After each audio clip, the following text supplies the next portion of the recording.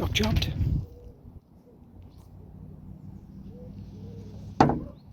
Now then, welcome to the channel. I'm Saul, this is my wife Debbie, and along with Tango, we live on Narrowboat Laura.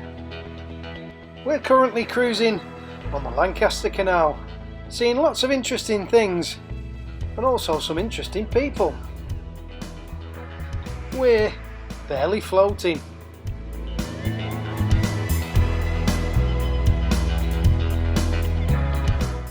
Now then, and welcome to the video. As ever, big thank you to all you likers, watchers and subscribers, and we're especially grateful for those of you that... oh, my toaster's popped. I know this is a bit of a controversial topic, but this is the colour and sound that a crumpet should make once it's been properly toasted. And we're especially grateful for those of you that take time out of your busy schedules to comment on the things that we get up to on the channel. I've got a question this week, and it's from Adam. He's asking my nephew, and he's asking about that unsinkable weed hatch. He says, does the unsinkable weed hatch mean weeds don't get tangled around the prop? Well, no, it doesn't mean that. There is actually a special little disc that you can put on your prop shaft just behind the propeller and the back of the swim, and that is like a little disc, very sharp, and as they call it a rope cutter, and as anything gets tangled up in the prop, that's supposed to slice through it all. It doesn't work all the time. I'm actually thinking about getting one myself after going down the glass arm and having to go in the weed hatch 3 times within 100 yards, I thought, yeah, it might be time to get one of those. But no, the unsinkable weed hatch is just a very deep hatch with a waffle plate that sits at the bottom of there, and it just stops the water from getting into the engine bay. So I'm even thinking about, which is possibly something, I'm going to talk to Dave from Narrowboat Changing Pace. He's a welder fabricator, so I'm going to talk to him about whether or not that's a good idea for me to do on the back of my boat, because Narrowboat Laura's, it's a pig to get at that. I have to clamber in through the engine. There's a really hot exhaust by the next to me, so yeah, which I kept catching with my elbow. Yeah, I wasn't very impressed. I did lose my temper. But there we go. Anyway, I'll have a word with Dave and see whether it's feasible, if I can do that or not. So thanks for that question, Adam. I hope that is all the information you need. And if you've got out to say, or you've even got a question or a suggestion for things that we can get up to on the channel, why not stick it in the comment box, wherever YouTube's put it this week, and I'll do my very best to get back to you. In today's video, we're going on a cruise down towards Ratcliffe Wharf. We had a couple of days off after we lost Bruiser, and we decided we didn't want to stay where we were. We wanted to cruise. I find cruising can be very calming, and I have to concentrate exactly on what I'm doing, so everything else sort of gets filtered out, and I can certainly relax. Strangely enough, some people find it very stressful. I don't. I find it the opposite. Even in the wind and rain, I find it really de-stresses me. So this is our journey down to Ratcliffe Wharf. Let's have a look at where we went. Yes, it's pointy screwdriver pencil time again. Today's journey, we began LL Hall Bridge, Bridge 88. Yeah, it's page 79 of the Nicholson's Guide. So we started from here, and under the bridge we meet our first aqueduct of this trip. I think it's the only aqueduct actually. This is aqueduct, it's Bridge 87, and it carries you over the River Conda. And just past here and along this section are some mooring places for boats. Yeah, it's slow going from here to Bridge 86, which is Golgate Bridge, under the bridge and through to Golgate Marina. It's slow going from here right the way down to the Glass and Branch Junction. this is all mostly moored boats, both sides at times as well. After that brief glimpse of civilization, we're off into the rurals again. Even though the weather wasn't brilliantly sunny, it was quite cool after a while. The view more than makes up for it. It's a lovely calming cruise through this section through Bay Horse and on through Forton. Although you're never far away from the quiet rumble of the A6, the West Coast Main Line and the M6. And here's our final destination, Ratcliffe Bridge, on page 77 of my Nicholson's guide. Let's crack on. Well, as continuous cruisers, you all know that we have to move, usually every 14 days. But we've got a bit of time off. This is our first cruise after we've lost Bruiser, so we're having a few days off and we're going to move on a bit. As you know, the pointy screwdriver will have told you exactly where we ended up. Right now we've got no idea where we're going to end up, so let's go. So the engine checks are done, we've got all the ropes off and we're ready to set off. Now, Bruiser didn't come up with that much while we were cruising, but so it's not too big a deal for me to be without him when we're cruising, but he was always up the front with Debbie, and I think it'll be a tough trip for her, this one. I know it's a tough one for me. Okay, love.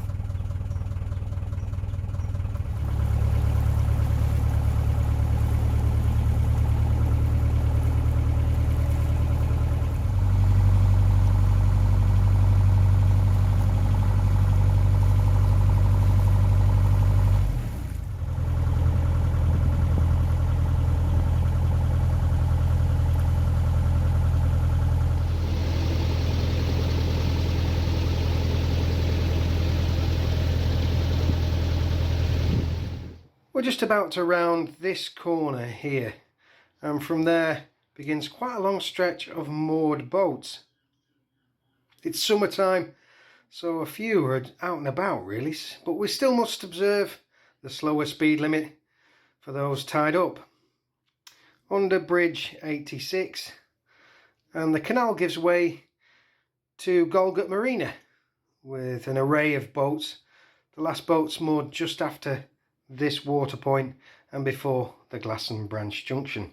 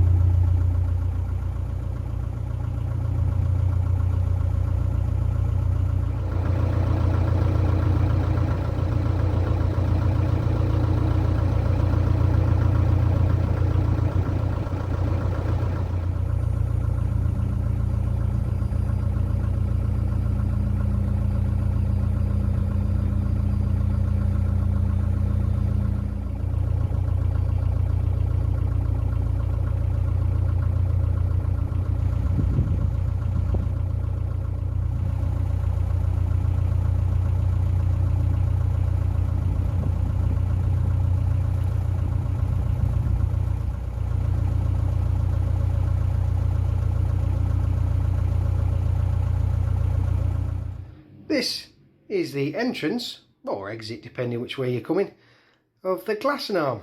From the junction there's a lovely stretch for mooring, although it is a little shallow at the edge. I think it's ever so rural from here.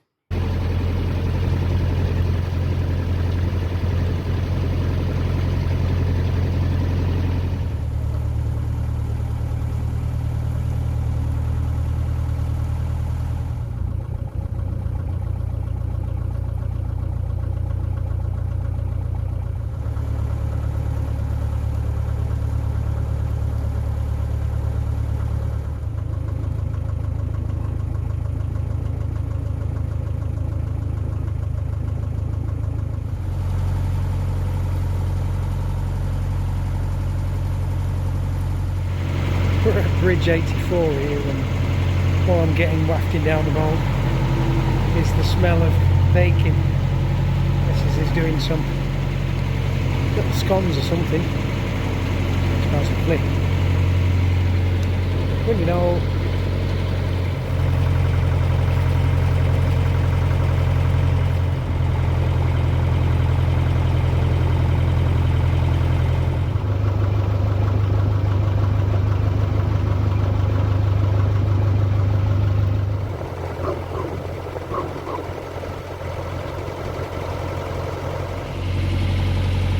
Full of corn. From what I remember in my allotment days and growing corn, you pack them tight, all tight together, and you get a better crop.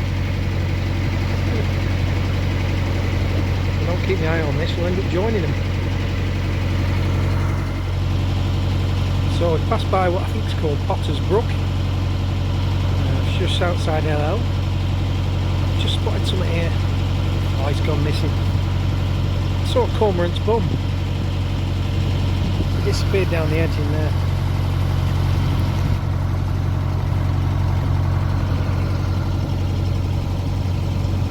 I think it was a cormorant.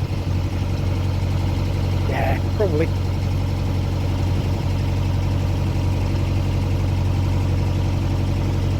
So this next section takes us towards Ratcliffe Wharf, which is a nice little stopping area, a little mooring spot where we can stay. We're going to stay about a week, and then we're off down the Glastonbury with a bit of luck. Even though it's August, there hasn't really been any stoppages this year because we've had a really hot spell, but there's been loads of rain as well, so the canal's quite full. Let's hope it stays that way. This is the home of the Water Babies Narrowboat Company, and also a lovely stretch of mooring. Again, it's shallow at the edge, but we can get in enough. And here we are, not far now, and we'll be at Ratcliffe Bridge. It's quite a nice mooring spot here as well.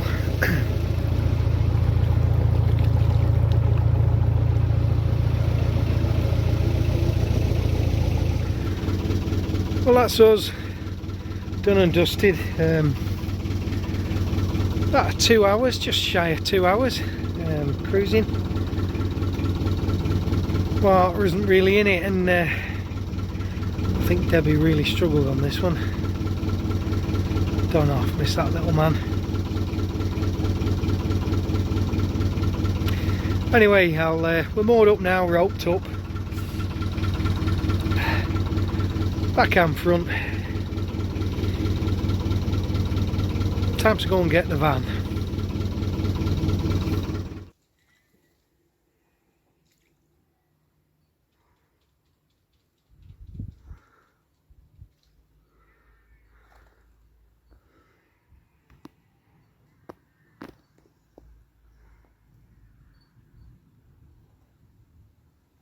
They know you're filming now.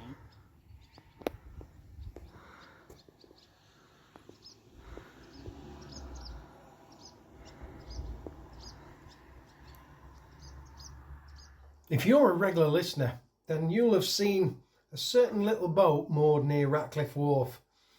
And after 2 years on the Lanky, I finally got to see it in action. Does anybody know anything about these little caraboats? This little thing.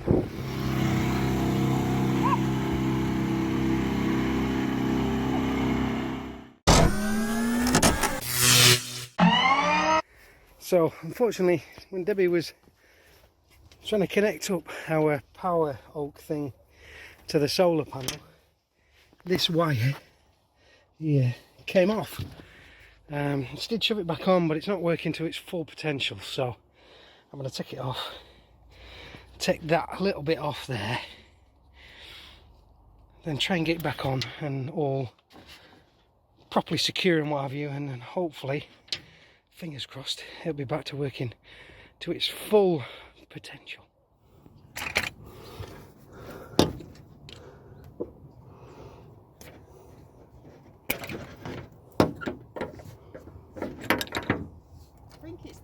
These do.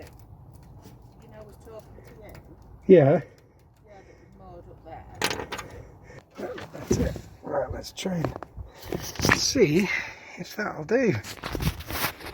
Yeah, looks like that's working.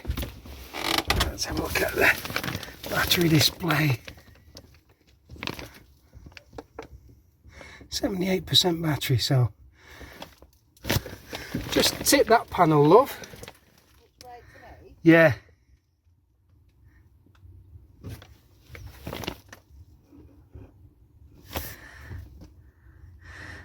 See that? That's when move from one to another, and we 100%, 14.8 volts. Well, there we go. Solar panel is back working. That clips on as tight as it'll go. So, jobbed.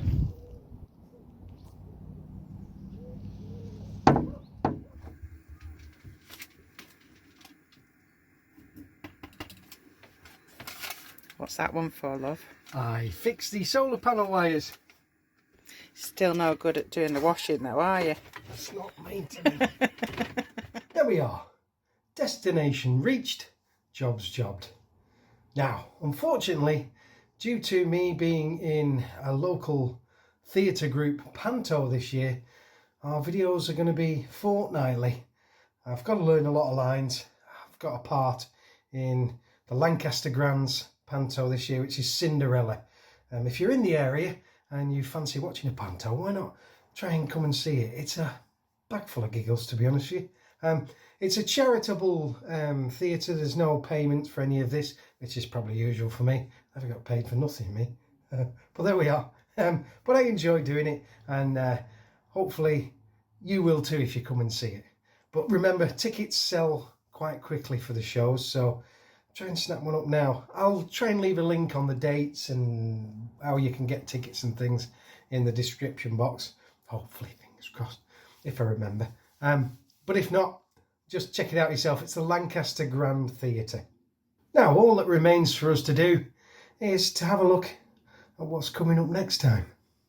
Here's a sneaky peek. Oh, he looks hot and bothered, doesn't he? Well, if you made it this far, thanks for watching. We hope you enjoyed it. And if you did enjoy it, why not give it a thumbs up? Subscribe if you want to see more. And if you click that little bell icon, YouTube will mind you next time we release one. Well, that's everything on my list. I reckon we'll call it a draw for this one. Till next time.